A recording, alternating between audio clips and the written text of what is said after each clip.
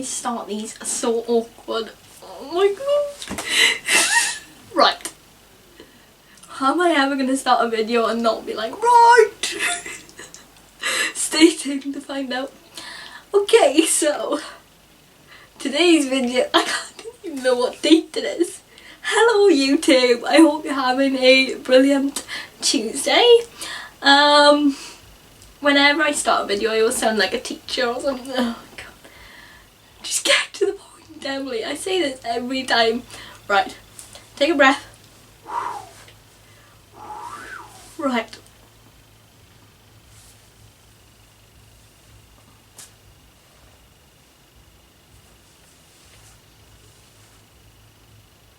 Hello YouTube. I don't know why I say hello YouTube. Oh, my shoulders itchy now. Okay, so today's video is all about me. That sounds so self-absorbed. Oh yeah, today's video is all about me. But yeah. Today's video, I'm kind of gonna talk about myself a bit more because I realised that I started a YouTube channel, basically said hello, then talked about the fact that you should be positive, then talked about cerebral palsy, but I haven't actually told you anything about me, which is classic Emily, but there we go. So yeah, in this video I just wanted to touch base a bit, that sounds weird, about me and just give you a little bit of an insight into my life basically. So if you didn't already know, I'm 21. Feels like I'm filling out a form. I'm 21. I got blonde hair and what colour are my eyes? Brown. I got brown eyes. No, seriously though. Yeah, I just wanted to. The whole point of this video is basically just to give the internet a little bit more information. I mean, that sounds weird as well. I don't know how to word it. Right, breathe.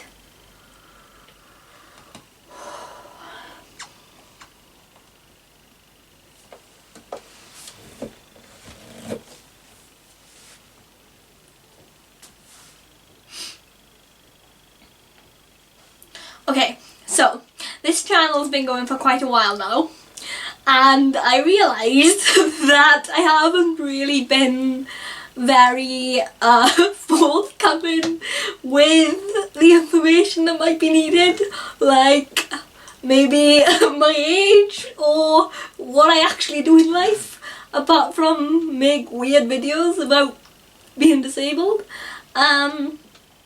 So I just wanted to give you a little bit more insight about me.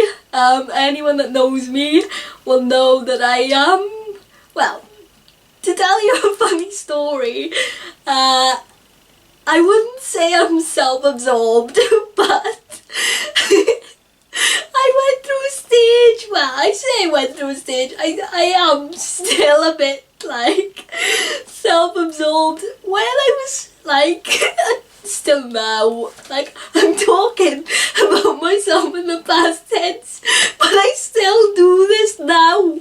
Like, to give you a little bit of background about me, I'm surprised I haven't, like, told you everything about me because, yeah, normally it's all about me, but, yeah, my mum, she made me laugh when I was, like, 17, 18, because when I went to college, I had this thing, which I still have now, but shh, don't tell anyone. Like, when I went to college, I couldn't be seen in the same outfit twice. Like, that was just like fashion faux pas 101, like. And I used to say to my mum all the time, oh mum, I can't wear that. People have seen me in it. And she would be like, oh my life, Emily, the world does not revolve around you. Like, nobody cares. And I put it on Facebook, obviously, because I wanted attention, and it got like 40 likes, and I thought, ooh, maybe people do think that I think that the world revolves. So, yeah, hence why I'm making a video all about me today. where can I begin? Okay, so I'm 21. What else can I tell you? I'm making myself sound really boring here, but I'm actually like, I wouldn't say I'm interesting, but there is more to know about me except my age. I find it really hard to talk about myself. I feel like I'm auditioning for Disney Channel, like, I hope you didn't hear that noise my foot just made. Oh my god, this is so awkward. I'm 21.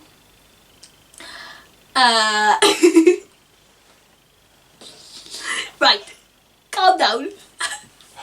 I'm 21. How many times are you gonna say I'm 21 all my life? Right, I'm 21. Okay, right. Right. We all know my age. I'm 20. Okay. I'm 21. What else? I've got 2 jobs and I sell clothes on Depop, if you want to call that a job, but I just like doing it. My main job is that I work in my family business, which I love to do because it's honestly given me so much confidence. I'm an admin manager. I give myself that title, obviously.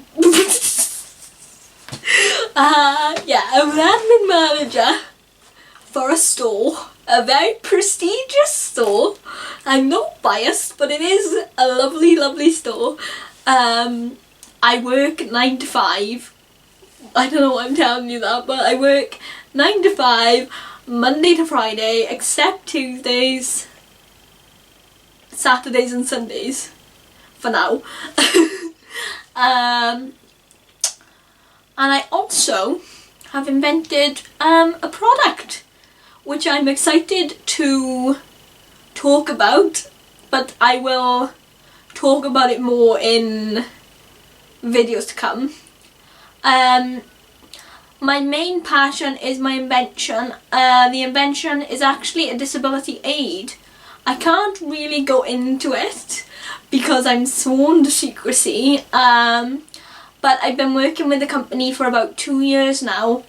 I came up with the idea along with my mum regarding a disability aid. It was something that I had trouble with, so a problem came up in my life and me and my mum worked together to find a solution, and it's crazy that the solution is actually being made by a company and going to market. Like, what? So yeah, my main passion is to obviously get this disability aid out there and help wheelchair users like me, because yeah, that's something I really can't wait to do, and it's been a long road to getting this item, you know, kind of to this stage, but I'm really like, my product's gonna be out there, like, wow, yeah. And obviously, being the only child that I am, I struggle with only child syndrome, so when the product is out there, it will have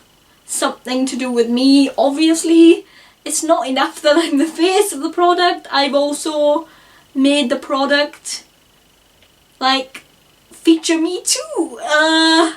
Yeah, but no, seriousness, designing a wheelchair aid, I should say, for the past 2 or 3 years, it is something that I am honestly so excited to share with the world, because one of my passions and one of my big dreams in life is to, obviously, it would be really humbling and really amazing. I've said to my mum now for quite a few years, obviously only after I was comfortable with my disability and only after I kind of accepted who I was, I kind of said to my mum, you know, Mum, I want to use my life as an example, and I want to use it to inspire people. And I hope that the wheelchair aid that I've designed and that I hope to produce, and I hope to get out there in the big wide world, I hope that it changes people's lives. And through the process of obviously making it, and obviously, you know, making sure that it's right, and, you know, yeah, just getting it out there into the big wide world, which is soon to come, I kind of realised how much I want to change people's lives. I don't mean to sound like I don't mean to put myself on a big huge pedestal, but I just really, for quite a while, I've kind of come to terms with the fact that I want to be a positive force. I want to be someone that changes people's lives for the better, and I want to, my dream and my huge aspiration in life is to be maybe a mentor to people with disabilities, and change disability. I don't think that disability should even have the word dis in it. I don't like it. I don't think that it should have any negative connotations to it at all. And kind of where my other jobs, well, my Depop and my main job tie in, is that I am fortunate that my main job and my Depop gave me the income to obviously get my idea to a stage where it's actually being, you know, being made and is going to be, you know, be on the market kind of thing. So yeah, that's where I am. I'm 21. It's crazy to think that my name, Emily Nicole Roberts, now actually has the word inventor after it. I am actually a fully fledged inventor, which is crazy, but there we go. So yeah, as soon as I have the physical product in my hands, I cannot wait to share it with you guys, because it's been a great journey for me. It's been very humbling, and obviously it's been a great passion of mine to kind of think that I'm designing something that will help people. And genuinely, obviously, only child syndrome, I can't wait to be able to use the product myself again. But yeah, I can't wait to be able to have something that can maybe change just one person's life. Because if I can change one person's life for the better, then that would just make my life complete. What else can I tell you about me? I went to college. I didn't go to university because this invention kind of took over my whole spare time, and my actual job, which I work at now, because it was the family business, my mum said to me, Emily, you can come and work, you know, in the store, where are we, America, in the shop, and then when you work out where, you know, what you want to do, where you want to be in life, then you can go and do your thing. But yeah, then the invention happened, and it was all just like, oh my god. So yeah, I've been working now in the family business for about 3 years, and I honestly love what I do. Though my poor mum, yeah, she had to put up with me being a narky robotic teenager. I'm surprised I wasn't fired. I'm still surprised I'm not fired. What else can I tell you? In college, if you want to know this, I studied English, literature and language, religious studies, and philosophy. So you can imagine I was a great person to be around. Loved a good debate about Buddhism and life and death. Yeah, that was my hobby for about 2 years. I used to come home and antagonise my poor parents about I can't even say it, see? Don't quit education, kids. It all just goes downhill. I used to quiz my parents about philosophy, and I used to think that knowing about Plato and Aristotle, I used to think that made me cool. So yeah. I left college with 4 A levels. Oh, I also did Welsh. Yeah. That's I learned how to drive. It took me about 2 years to learn how to drive, and I still hit curbs. But my car is fully adapted. I actually paid for the adaptions myself. Again, my job and my Depop kind of helped me to get enough funds to get a car. And then I had a driving instructor which would come in my car, and we would learn, well, I would learn how to drive in my car, and he would kind of come in the passenger seat and teach me, which was pretty groovy. When I learned how to drive, when I passed my test, the instructor on the day turned to me and said, "Oh, I'm really pleased to tell you, you've passed." Well, he didn't say because we weren't on like nickname terms, but he was like, "Oh, Emily, I'm really pleased to tell you you've passed." I think he said Miss Roberts, actually. I don't think he knew my first name. But he was like, Miss Roberts, I'm really pleased to tell you you've passed. But you can imagine me, I'm now like all my life, like a bowl of sweat, like, oh God, what have I done? But he said, people like you don't pass, so I don't know what to write on the form. And at the time, I was like, all my life, I can't believe he just said that. He's a person of authority, he's, really high up in the DVLA kind of thing, and, it got me down, but right now, and afterwards, speaking to my mum about it and stuff, it's kind of a good force for change that people underestimate you. And if you're like me, and if you have a disability, and if you feel as though people sometimes say things or, say off the cuff remarks, honestly, although it might get you down, understandably, try and use it as a force to surprise people and shock people and make yourself succeed, and prove them wrong. In the past, even like physiotherapists have said to me, like, I went for physiotherapy, which is a form of, if you don't know, which is what's wrong with me today? English. I went for physiotherapy once to stretch my muscles, obviously, and to make sure that I was exercising right and stuff.